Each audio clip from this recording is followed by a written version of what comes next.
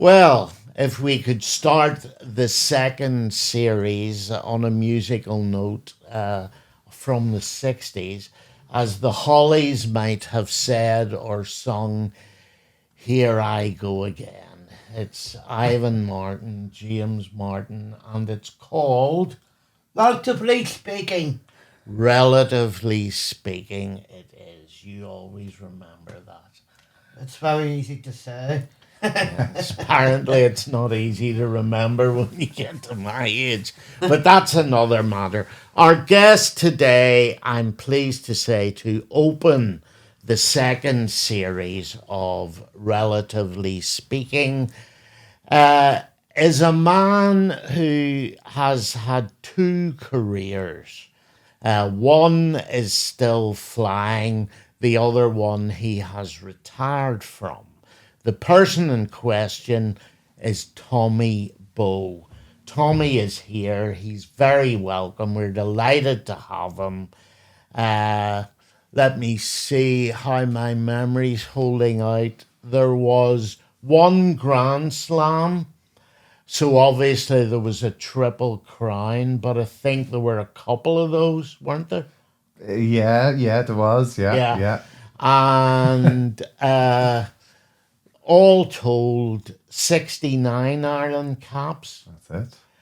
and known obviously for his sparkling Ulster career. But then there was a little spell in Wales, and when I looked at this, in my head, you went over to Wales for a season, but you were actually there for about three more 4 years. Yeah, 4, yeah. 4 years I was. How are you, Ivan? How are you? Good to see you, James. Good to see you. Neighbours as well. Good to That's see right. you both. That's Yeah, it, no, exactly. Who would have thought Australian television would have crept into our lives? But yes, changed days, but not changed days. You were in Australia there for the Lions tour. I was. Overview of that? Uh, the rugby probably not fantastic. I don't think really caught a grip of everybody. I think the second test was an amazing test match for the Lions to be. Was a 23 points to 5 down to come back to win was just remarkable in front of over 90,000 people in the MCG stadium. And my God, I've never seen anything like it. But the rugby, I think in general, as a tour, wasn't fantastic. But the crack, the atmosphere, the friendship, the camaraderie of the Lions supporters over in Australia was like something I've never experienced. I got to go. I was so lucky. I was allowed to go. We were just discussing my wife Lucy, who I met when I was over in those 4 years over in Wales, and she lives here in Belfast now. And yeah, she gave me the green light to go to Wales to go and sample the Lions tour as a supporter, because I've been there twice as a player, but I've never seen anything like it. It was just amazing. I loved every second of it. As we tend to call wives, management. Yeah, But, that's not far wrong. Am I being harsh here? I thought the Lions, you said the rugby wasn't great. Okay. It was a bit like the curate's egg. It was good in parts, Yeah. But I thought whenever the Aussies won the final test, in some ways it was justice, because the important thing is to win the series. That was achieved. But if they'd got a whitewash, for me, they were not an iconic Lions side. Am I being harsh? No, probably not being harsh. I think Australia will look back on the series as an opportunity missed. I think that they played one warm-up match against Fiji before the test series, so they went into that first game completely undercooked. And the opening half, it looked like they didn't know what to do with the rugby ball. The Lions ripped them apart. They came back into it, second test, whereas I say almost 20 points up. To lose that would have been really kicking themselves. And in the third test, they were phenomenal, and credit to them. From the Lions' point of view, I don't think it was a vintage Lions team.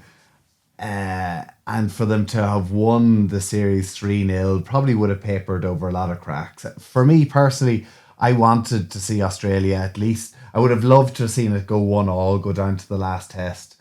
The Lions to win 3-0 would have been important, but I actually think what's more important in the overall scheme of things is that Australia rugby is still there in another 12 years when the Yes. Lions wants to go there again. And at the moment, Australian Rugby Union is hurtling backwards in terms of popularity down there. You have the Aussie Rules, which is just enormous. You have Rugby League, which is just getting bigger and bigger. You have cricket, you have soccer, and Rugby Union is struggling. So the Lions series, certainly the interest, I think there's over 500,000 supporters overall went to the Lions matches midweek and weekends. And it just renewed a bit of interest into Australian rugby again. I think them winning that last test match just, piqued the interest of a lot of Australian supporters, which I hope will try to get Australian rugby back on the map again. Yeah, we all have a soft spot for Joe Schmidt. So, it was nice to see him getting a win because he was getting a lot of stick. It shows the quality of him as a coach to get that level of performance out of that team. Because realistically, guys, and I know, James, you're a big rugby supporter as well. Like, I was at matches there with some of the Australian rugby legends, teams that you would have played against in years gone by, and you'd know their household names. Yeah. There's very few household names in this Australian team, and very few of that team would get into an Ireland, an England, a Scotland, or a Wales. But what Joe Schmidt was able to do is bring them together to pull out some big performances, which just shows the measure of him as a coach and a player, and a coach who, was so successful with Ireland in years gone by. MCG, Melbourne Cricket Ground. We've been there, haven't we? Yes, we have, yeah. Do you want to recall that? It was actually a great tour. There was this woman who lives in Australia who was taking the tour, and Dad wanted to ask a few questions, but the woman said, wait until the tour is over, and then he started answering the questions about what was it like to set up in the cricket. And next minute, my mum says, what questions do you think he'd like to ask the tour guide? I'm like, well, I don't know, So there was a nice pitch around the cricket. Like, he's talking like really big, huge pitch overload. Massive, isn't it? Lovely stadium, isn't it? Very lovely. And usually when you see it on TV, like the Lions playing on, Yeah. It's going to be big. Did it look massive on the telly as well? It really did. Yeah. Really.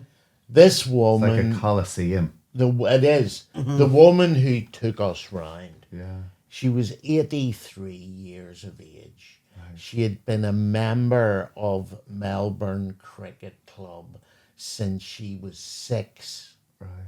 She had no notes, and she had an encyclopedic knowledge of the place. Yeah.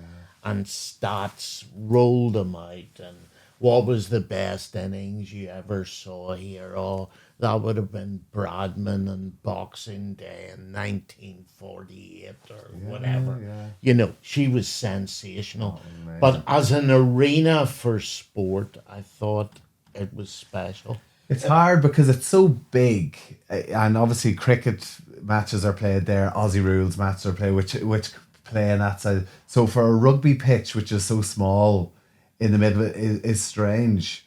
But I actually think for that stadium, the size and might of the stadiums around it actually did make it a really incredible atmosphere.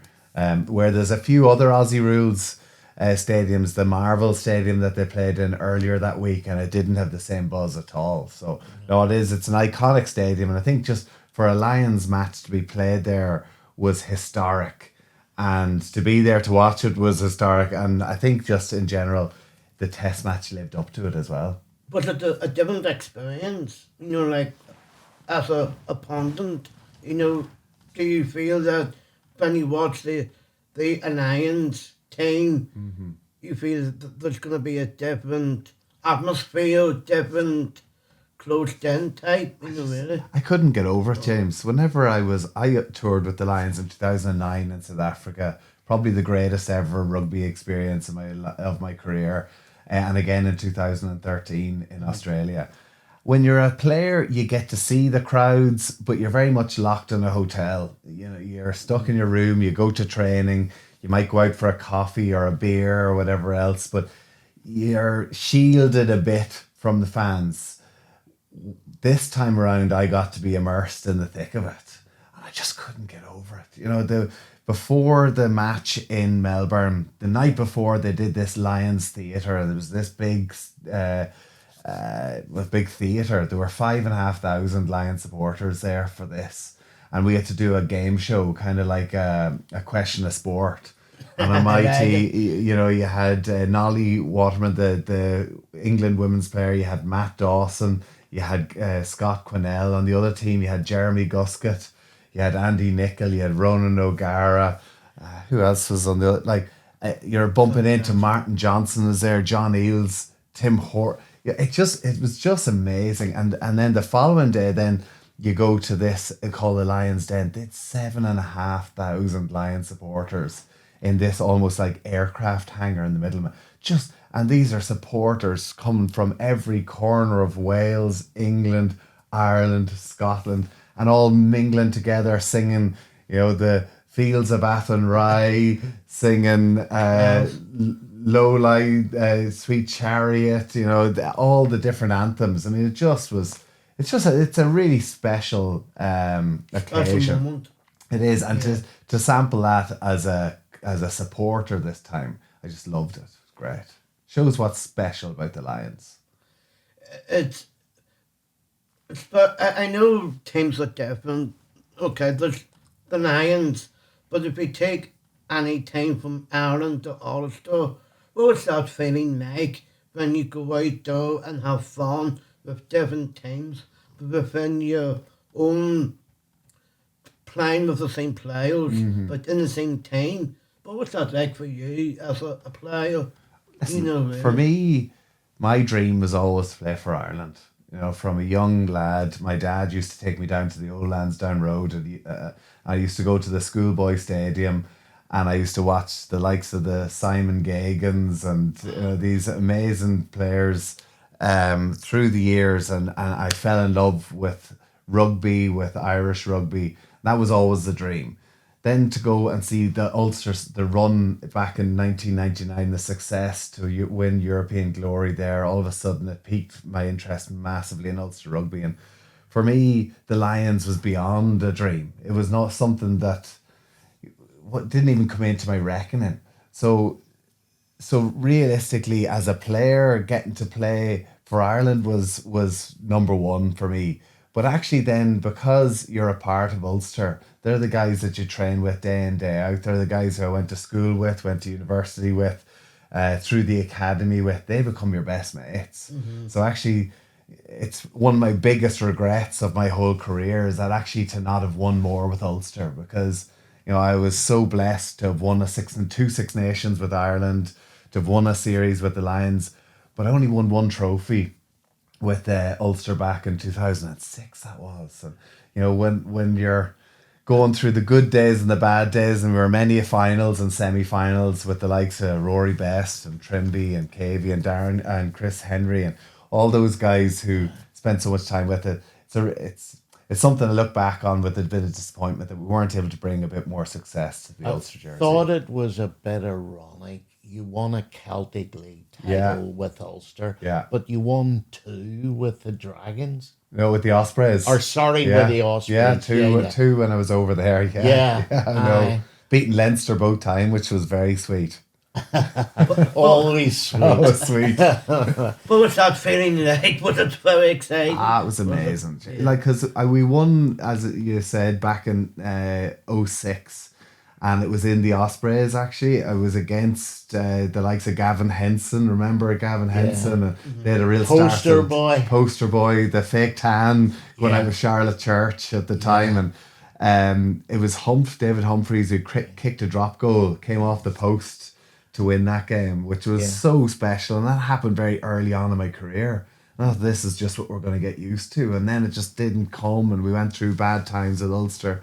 I then took an opportunity to go to Wales to join the Ospreys, which was not a done thing. It was probably frowned upon by a lot of my teammates and supporters, but for me it was nothing against Ulster. I just needed, I couldn't get into the Irish team. I felt I was playing well with Ulster, but at the time Eddie O'Sullivan just wouldn't pick me, just didn't recognise me, and I just felt that, you know, what more can I do? I need to try and get out of here and try something different. And I thought if I can prove myself in that Ospreys team, which was, they were called the Galacticos at the time. They had 13 players from the Welsh starting 15 that just won the Six Nations Grand Slam. They had a whole host of All Blacks and everything in it. And people thought going over there was a mad decision, that you'd never get into that team. But I felt that I needed to push myself. I needed to get outside my comfort zone. I needed to try something different. And I know Australia is not, or Wales is not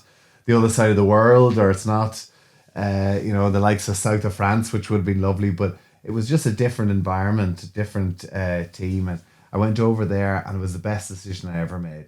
I think just sometimes getting outside your comfort zone, trying to show the critics that there's more in you than they can see, and when you go and challenge yourself like that, it pushes you to a level that you never thought you had. And certainly going over there, I was able to play some of my best rugby, got myself back into the Irish team. Eddie O'Sullivan all of a sudden had to pick me because he saw, you know, if he can get picked for this team, we'll get him back in here. Played for Ireland that year, won the Six Nations Grand Slam, got picked to go on the Lions tour, and good then year. won the Pro 14 or the Rabo Direct, whatever the league was as well. So no, moving over there, big challenge for me, but it was definitely something that was worthwhile. It's an absolute religion, though, in Wales, isn't it? It is, yeah. Rugby's mad over there. Now they're going through a real difficult time at the moment. And there's a lot of structure change, and they're going to have to make a lot of changes over there. And there's a bit of talk of even the Ospreys being wound up, which would be a real shame. But sometimes there's difficult decisions that have to be made, I suppose, for the greater good. And I hope it doesn't happen, but we'll see. Talking of difficult times, are things on the turn for Ulster? I think last year was very frustrating and difficult. I think we've got. Listen, I hope this year there's a lot. What is very positive for this Ulster team at the minute is, for years so many people were asking, I want to see young homegrown Ulster players representing the province and wearing the jersey with pride. What we're seeing now, which is really so positive, so many young guys born and bred in Ulster coming through the academy and playing in the Ulster jersey and doing it proud. I think, but they're young, they're inexperienced, and it's going to take a couple of years to get them up to the level that we need them to be at. I think this year is going to be another step forward in that, but I think it's going to be another challenge. And I think next year, 26, 27, we will see a big change in that Richie Murphy will have got those guys that are the age of 21 through to 24, 25, will have got that bit of experience and will feel comfortable in the jersey. So last year was difficult because I think we started off the season well, and just with a small enough squad with a couple of bad injuries at the wrong time, and we fell away towards the end of the season. But I would expect this season we'll definitely be able to turn it around and be a lot more positive. So there is hope. There's definitely hope. Listen, the problem is with Ulster Rugby at the minute, there's a huge amount of expenses have gone out in the last couple of years. As you're seeing rugby in Wales, in England, clubs are struggling financially. And it's fantastic to see Ulster now have a new sponsor in the front of the jersey with Sam Mouldings there. They have a new jersey, new stadium sponsor as well that's taken over. So there is money coming into the setup. It's just about trying to bring through these young players to the stage where the money is there to try and bring in a few, I suppose, big players, the likes of the Pinars, the likes of the Piatows, that can really take this Ulster team to the next level. Because, you know, when you're competing the likes of those French teams and even the likes of Leinster, you know, it's very, very difficult. Is it different just to see those young players now to going into the first team? Not just like for Ulster Rugby, but also for Ireland's point of view too. Is it going to be very different for them? Or what you will face, would you say to them? Um, it's difficult. Like there's a number of players there just before the last World Cup. I remember that they played for Ireland. Was it against Italy? Or was maybe an autumn international match? You had the likes of James Hume, you had Michael Lowry, you had Robert Balakoon playing for Ireland, and they were lighting the place up. Played unbelievably well, and I don't know what happened. Just maybe a little dip of form, and we, you know, the likes of Robert Balakoon's had a number of injuries. Mikey, James, they've all had bad injuries at bad times, and are struggling to get themselves back up to that level again. There's a lot of other young players coming through that system. You know, the likes of David McCann, you have McNabney, you have the likes of Tom Stewart, lots of young guys, young forwards who can push themselves up to that level to get into the Irish setup, but they need to be playing for Ulster and they need to be playing well. And if you're not part of a winning team with Ulster, it's very hard to displace the conveyor belt of talent that we're seeing down in Leinster. I remember a lot of my friends now are playing mixability Brilliant, yeah. rugby team, and they go away on tours a lot. But you see, when you're that good in what you do in contact rugby, you know it's going to be a different lifespan. But it's giving them the confidence of going out there just to play as not just as friends, but playing as like a team and treated as a tour. What's that feeling like for you when you went on tour? Are they playing with the Malone Tornadoes? Yes. It's class, isn't it? And we had a team down on, because I'm working television now, we had another team, I think, from Cork in with us as well, who are heading off on tour. Listen, as a supporter and as a player as well, like, we know rugby is the ultimate team sport. You know, it's the one sport where you can have players who are 6'10" playing alongside somebody who's 5'5", you know, in the same team. Thanks for that. But it's an amazing sport of all shapes and sizes, and the camaraderie. There's no Ronaldo or Messi in a rugby team that can win a game single-handedly. You can only, and Antoine Dupont is probably the greatest player I've ever seen in a rugby pitch. But he's only good because he's got a wonderful team in Toulouse and France around him. And that's what's important, because without the forwards winning the ball in the line out of the scrum, without somebody making the tackle inside and outside you can't have success.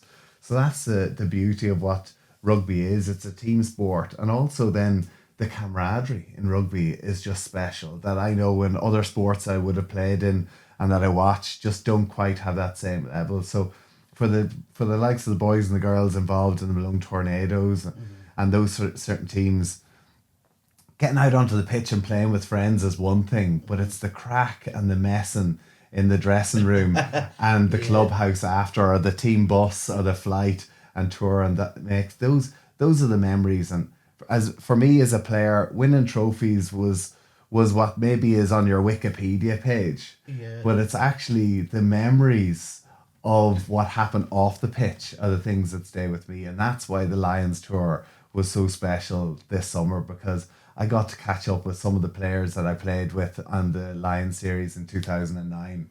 And just when you catch up with those guys, it goes back to that time you were together, rooming together, into the pub together, in the training room together, and it's those memories that last a lifetime. I remember in the fourth of the Newport Tigers.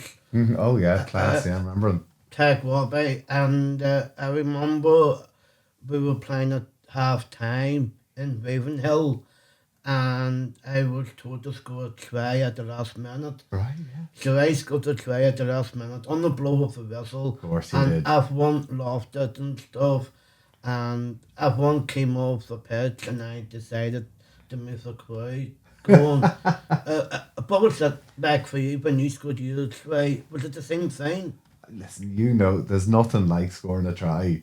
The buzz you get from scoring a try, particularly in the likes of Ravenhill, like, it's one thing that is special about that stadium that all teams fear coming to Ravenhill. And we've maybe lost that in the last couple of years. We've lost this whole the buzz, the fortress Ravenhill that teams used to come on a Friday night and used to get lumps kicked out of them, and they used to get the crowd jeering them and booing them and cheering them as well. But there was always a wonderful atmosphere there, and scoring a try in front of that crowd, nothing beats it. I mean, it's one of these moments that as a former player, you know, you'll never get back, and you just look back on those days with such delight. From any sport, people I talk to will say nothing replaces playing.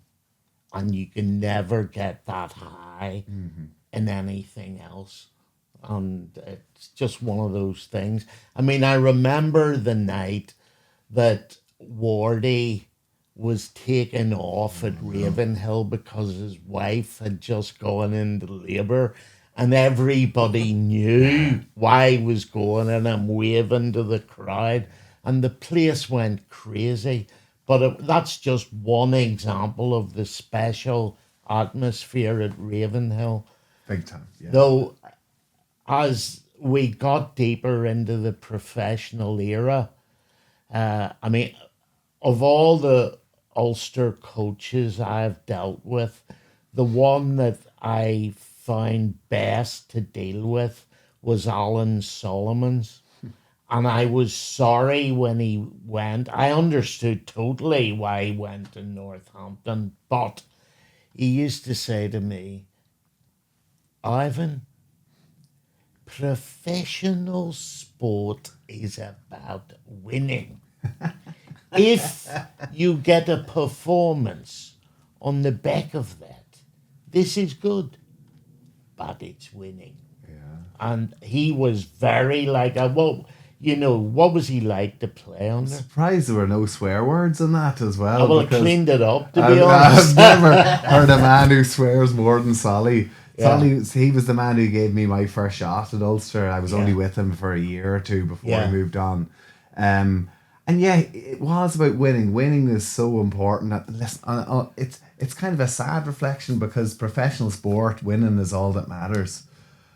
But I don't know, performance, I think if you can get your performance right, particularly this Ulster team, and that's what Richie Murphy is trying to get, and that's where we're struggling at the minute, is get an 80-minute performance. Because, for instance, against the Sharks towards the end of the season last year, my goodness, it was the best 40 minutes of a performance I've seen from an Ulster team in years. The crowd was hopping. But the second half, they just fell away in the second half, particularly the last 20 minutes. And unfortunately, yes, that's where we're lacking at the minute in the performance, and that's telling then in the results. So yeah, listen, I've been with some amazing coaches with Ulster, like the likes of Mark McCall, who followed up from Solly himself, and Alan Clark were two unbelievable coaches for me and brilliant mentors for me coming through this system as well. And it goes, you know, you have good days and bad days, and that's the one wonderful thing about sport. And Ulster Rugby will be back. It's just going to take a little bit of time and patience, and hope that the support stick there with them through these difficult times to get themselves right back up there again. We could sit here and talk till next week, but we're rapidly running out of time. I'm getting the evil eye here.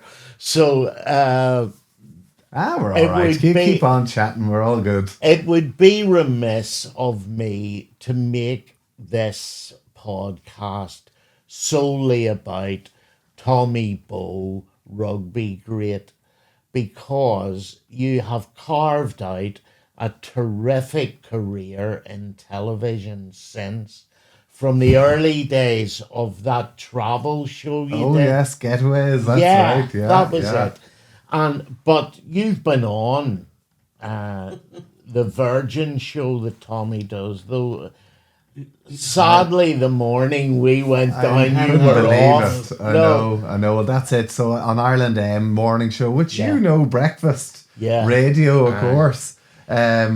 It's a tough slog. I mean, it's an early start. 20 years of it. I don't know how you did it, You know. and look so healthy. Huh? Well, I think I'm a bit healthier now than I was then. But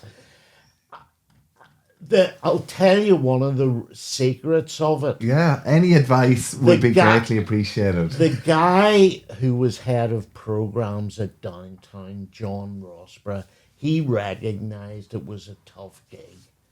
So we got a week off at Christmas, we got a week off at Easter, and then the summer holidays, term time, we were off while the kids were off school, July, August. And those breaks were the making of us, you know. Well, that's it. I've taken a big break this summer as well to go to the Lions. I've taken another couple of weeks as well. And you need it to recharge the batteries. I mean, my alarm goes off at 4:05 in the morning. Yeah. It's an early start. It's a challenge, but I love it. I love it. And listen, you said, Ivan, nothing recreates running out onto the Aviva Stadium, scoring in the Six Nations, scoring in the in Ravenhill for Ulster. And you're right, nothing will replace that. But I tell you what, I get a new buzz.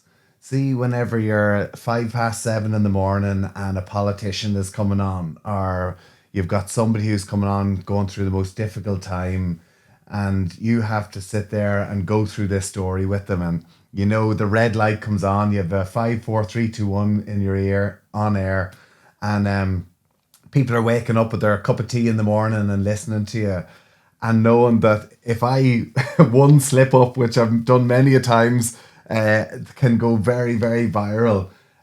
You have to be on your ball, on your game, and it's a new adrenaline rush. The and other I thing, love it. the other thing, sorry to cut across you, the other thing that you have to remember is your audience get up and join you at different times. yeah. So you can't assume that the stuff you gave them as news an hour ago, they know. And you can't really go into reaction to it until you've established for your new audience that it's happening. And this is it. And it's such a learning curve for me, because while I was playing, we're very lucky as rugby players to earn a nice living, but it's not the sort of Premier League footballer where you can put your feet up and live on a beach for the rest of your lives. You have to go off and earn a living after rugby. And for me, I was involved in a clothing and footwear business. I was involved in a few bits and pieces, but I was wondering, well, what the hell am I going to do in life after rugby? And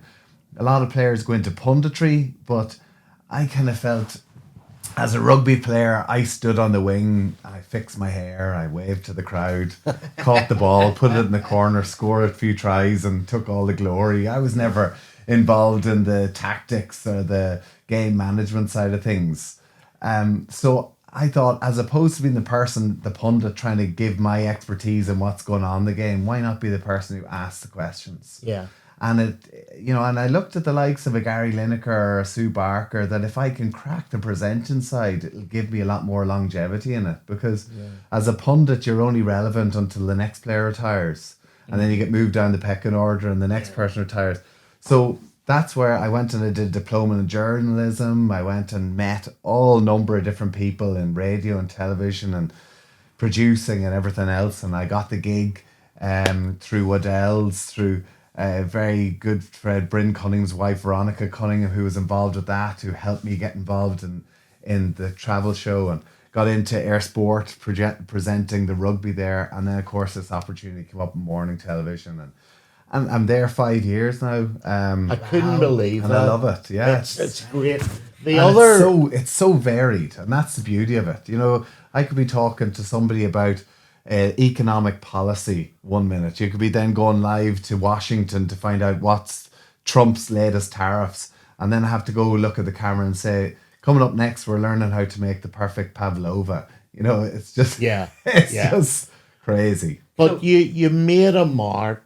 Sorry, you made a remark during the Irish general election where you had a reasonably senior political figure on who thought he was in for an easy time. Sure, this guy's just a rugby player. Yeah, what is it? And you hit him with some very hard hitting questions, which provoked an amazing response. You know that unlike sport necessarily, if you're in the media, getting plaudits from other parts of the media is hard earned. You're right. But unanimously on that occasion, they all said, fair play to Tommy Bowe. Your man will be prepared next time. Well, listen, and it's the one thing I've learned from rugby and from sport and from acting and from everything that you get into. Preparation is key. And I go and I do my homework every night. On the way down the car, I'll be reading my notes or listen to podcasts, and I'll try and do as much preparation as I can, particularly when you get a politician in, because we get so many people coming in, going through difficult times, sharing their story, and messages in from the public who watch every morning. It's my job when a politician or somebody comes in, I have to get those messages, get the feeling from the public across to them. And that day, yes, I caught that politician well, but there's been a number of times when we've had politicians in, because it's not seen as a political show. They all come in here, all come on to Ireland M because so many people watch it. And but it's an opportunity for me to express frustration or on the other side to say to them, well done if they're doing a good job too. And I think that's important. Again, it's another huge challenge for me as a former rugby player to be doing this. But listen, that's the buzz of it all. That's why we love doing stuff that gets you outside your comfort zone. They say in show business you're a playmaker. I'm playmaker. Yeah, so you can, not just playing rugby, but you can present a TV show, and that's what it's called, a playmaker. Well, it's like you can act.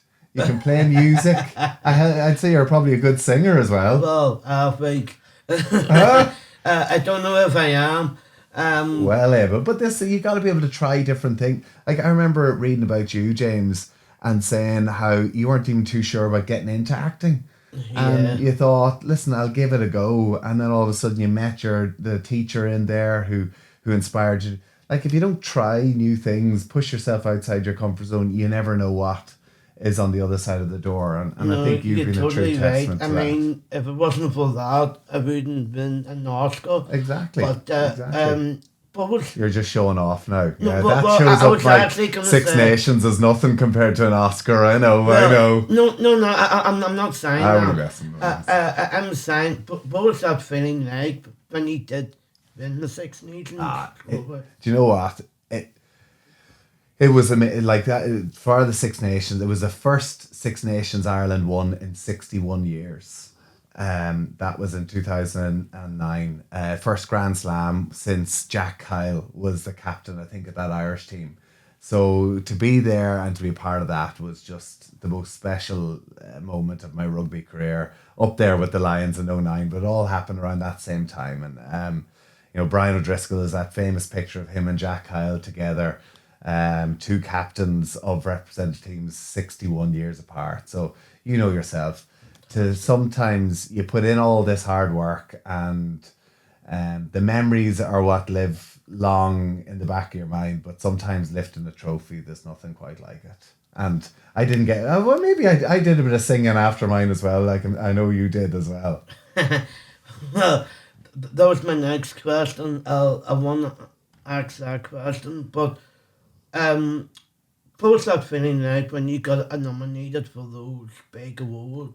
Oh, listen, I only got a couple of awards, James. Now I was lucky enough to win, a few. Like you had the the Irish Player of the Year and Six Nations Player of the Year, which was pretty cool actually. But yeah, like, listen, as I say, rugby is very much a team sport, and I think that I was lucky to win those awards, and it was a huge honour for me. But if Ireland didn't win the Six Nations, and they didn't win those matches, particularly the winger on the sideline, without a good team inside me, I wasn't going to be able to do that. And again, it goes with everything. It's like television. It's what I love about that I'm the person on air with Murren and Alan, my two co-hosts, but we have a huge team of people behind the scenes that are doing all the work, doing all the notes, doing all the preparation, calling all the guests. And I'm out there in front of the camera, probably taking the limelight, but it's all the work and the people behind the scenes. So whenever we won an award, we won an IFTA last year, or was it an IFTA? No, we won, anyway, an award last year.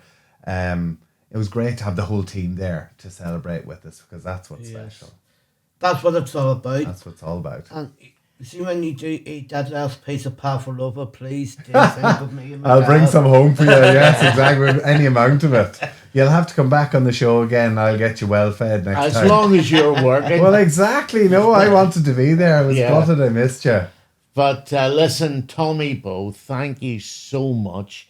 We've both enjoyed this tremendously, haven't we? They really did, and it was really nice. So really thank you for coming on. Pleasure. No, listen, it's great to be a part of the show as well. And some great guests. Mary Peters, Nigel, you've had some great guests. Nigel was great. Isn't he? He's an amazing guy. He's just a great Lovely guy. But all good things must come to an end.